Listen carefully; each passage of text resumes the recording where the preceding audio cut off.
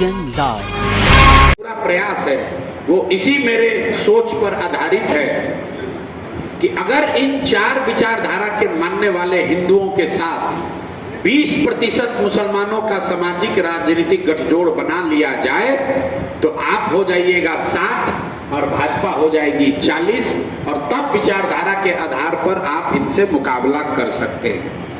यही वो गठजोड़ है जो आजादी से पहले जिसने स्वतंत्रता की लड़ाई लड़ी है। यही चार विचारधारा के मानने वाले लोगों ने तो आजादी की लड़ाई लड़ी है मुसलमानों के साथ मिलके। तो अगर इस देश में आपको लंबी लड़ाई लड़नी है, राजनीतिक जगह फिर से वापस लाना है, तो हर हालत में इन चार विचारधारा के मानने वाले लोगों के साथ मुसलमानों का सामाजिक राजनीतिक गठजोड़ बनाना होगा, तभी आप भाजपा से मुकम्मल लड़ाई लड़ सकते हैं। वरना आप चाहे जितना समीकरण बनाइए, गाहे बेगाहे आपको एक दो चुनाव में सफलता भी मिल सकती है, लेकिन उससे भाजपा का राजनीतिक वर्चस्व खत्म नहीं होगा। कई लोगों को ऐसा लगता है सब सुनने के बाद, कह रहे भैया ये सब तो बाद में होगा, कौन 10 वर्ष देखा है, पहले मोदी को हराइए, मोदी से बड़ा डर लग रहा है। ये आपका मेरा भ्रम है मेरे भाई कर रहे हैं। उनको ये समझने की जरूरत है कि भाजपा की ताकत है क्या। भाजपा की ताकत नरेंद्र मोदी नहीं है, भाजपा की ताकत अमित शाह नहीं है, भाजपा की ताकत गठबंधन नहीं है, भाजपा की ताकत है संघ, जो एक विचारधारा आधारित व्यवस्था है। जहां तक मैंने समझा है 10-15 साल में, ये संघ की ताकत है जो भाजपा को मजबूत बनाती है। वो लोग वाजपेयी को पैदा करें, आडवाणी पैदा करें, नरेंद्र मोदी पैदा करें, योगी पैदा करें, आप व्यक्तियों को के चक्कर में पड़े हुए हैं, लेकिन जब तक संघ है तब तक ये रुकेगा नहीं। तो अगर आपको इनसे लड़ना है तो कहीं ना कहीं लोहे को लोहा काटता है। अगर विचारधारा आधारित व्यवस्था से आपको लड़ाई लड़नी है, हर हालत में आपको विचारधारा आधारित व्यवस्था ही बनानी है।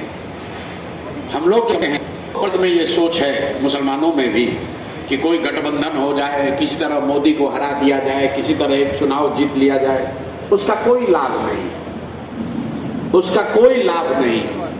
मैं आपको अपने अनुभव से बता रहा, 2015 में तो हम लोगों ने महागठबंधन बनाकर किसी बिहार में चुनाव जीत लिया, भाजपा को हरा। संख्यक एक सोच है, इसका डेफिनेशन परिभाषा जाकर पढ़िए।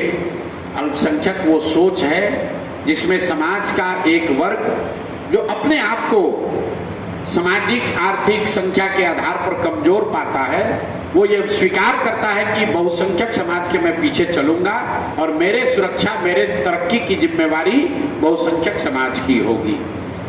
और ये लालू जी या इन जैसे दलों का सबसे बड़ा मुझे लगता है कि मुसलमानों का नुकसान इन्होंने ये किया, आपका आत्मविश्वास खत्म कर दिया। आप लोग रोज कहते हैं, अभी भाई साहब कहे कि 40 विधायक हम लोग लड़ाएंगे। ये कोई वाद विवाद का विषय नहीं है।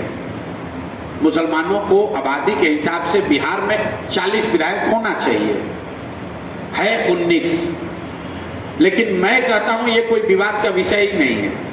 19 इसलिए है कि आपको टिकट नहीं मिला। जहां पर मुसलमानों की आबादी है वहां पर ज्यादातर लालू जी अपने समाज के लोग लड़ाते हैं। चिंता की बात यह है कि आप में से शायद ही कोई ऐसा व्यक्ति होगा जिसने ये गणना की होगी कि आबादी के हिसाब से बिहार में 1650 मुखिया मुसलमान होना चाहिए, लेकिन पूरे बिहार में 1200 से कम मुस्लिम मुखिया हैं।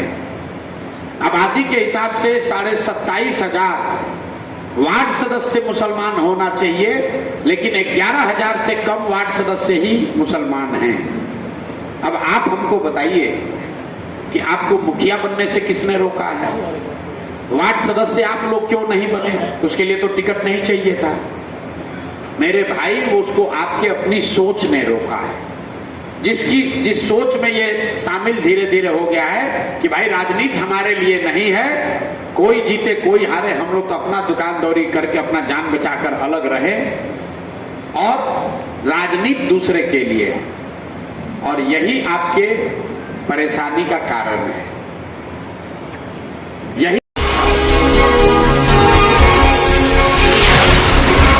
KTN Live।